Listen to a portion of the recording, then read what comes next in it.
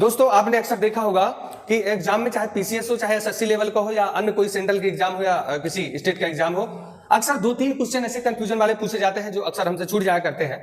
जैसे कि पहला क्वेश्चन उठाता है कि भाई ऐसी कौन सी नदी है जो कर्क रेखा को 2 बार काटती है, ऐसी कौन सी नदी है जो भूमध्य रेखा को 2 बार काटती है, और ऐसी कौन सी नदी है जो मकर रेखा को 2 बार काटती है। तो उन सब के उत्तर हम इस छोटी सी वीडियो में प्राप्त करेंगे। दोस्तों जैसे मैं बात करूं कि भाई ये हमारा पृथ्वी है, ग्लोब है, और पृथ्वी में आप जानते हैं कि ये 23.5 डिग्री उत्तरी जो रेखा है, समांतर रेखा है, 23 डिग्री उत्तरी समांतर रेखा है, इसको हम कर्क रेखा के नाम से जानते हैं। कौन से नाम से? कर्क रेखा के नाम से जानते हैं। और 0 डिग्री जो विषुवत रेखा है या समांतर रेखा है, उसको हम विषुवत रेखा है, भूमध्य रेखा के नाम से जानते हैं। और 23.5 डिग्री दक्षिणी जो समांतर रेखा है ग्लोब में, वो मकर रेखा के नाम से जानी जाती है। सारा खेल इन्हीं का है। यदि इनको हमने जान लिया तो समझो ये नदियों वाला कॉन्सेप्ट आपको समझ में आ जाएगा। आप देख रहे होंगे कि यहां पर भारत है, और भारत में आपने पढ़ा कि जो कर्क रेखा है भारत के बीचों बीच से गुजरती है और भारत के 8 राज्यों से होकर गुजरती है। तो दोस्तों इसी कर्क रेखा को पार करके एक नदी जाती है जिसको कहते हैं माही नदी। माही नदी के बारे में बात करूं तो दोस्तों यहां पर है मध्य प्रदेश में विंध्याचल की पहाड़ियां। कौन सी पहाड़ियां? विंध्याचल की पहाड़ियां, जिसको विंध्य पर्वत श्रेणी कहते हैं। और विंध्य पर्वत श्रेणी से एक नदी निकलती है जिसको कहते हैं माही नदी।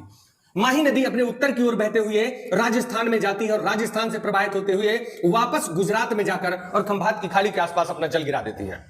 तो आप देखेंगे कि एक बार जाने में इस नदी ने कर्क रेखा को काटा और एक बार वापस आने में कर्क रेखा को काटा। हो गया ना 2 बार। तो दोस्तों कर्क रेखा को 2 बार काटने वाली जो नदी है वो है माही नदी।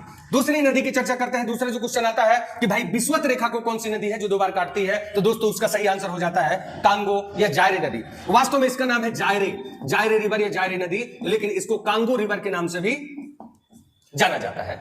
ये जायरे और कांगो नदी दोस्तों ये कहते हैं कि मध्य अफ्रीकी देशों से निकलती है और मध्य अफ्रीकी देशों से निकल करके उत्तर की ओर ऐसे बहती हुई आगे बढ़ करके और अटलांटिक महासागर में अपना जल गिरा देती है।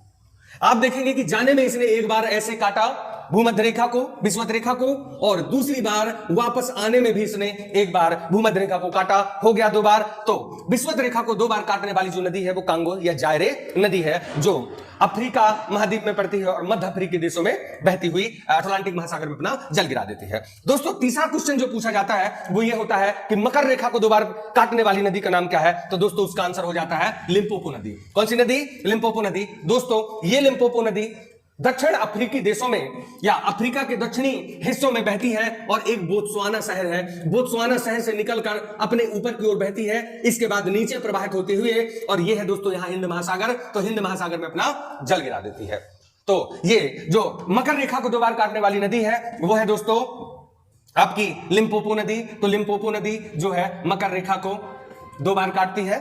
जायरे या कांगो नदी विषुवत रेखा को 2 बार काटने वाली नदी है, और भारत की माही नदी कर्क रेखा को 2 बार काटने वाली नदी है। उम्मीद है दोस्तों ये चीज आपको समझ में आई होगी। दोस्तों ये हो गई आपकी 3 नदियां, और इसका फुल कॉन्सेप्ट वीडियो हम लेकर आएंगे फुल वीडियो में। तब तक के लिए धन्यवाद।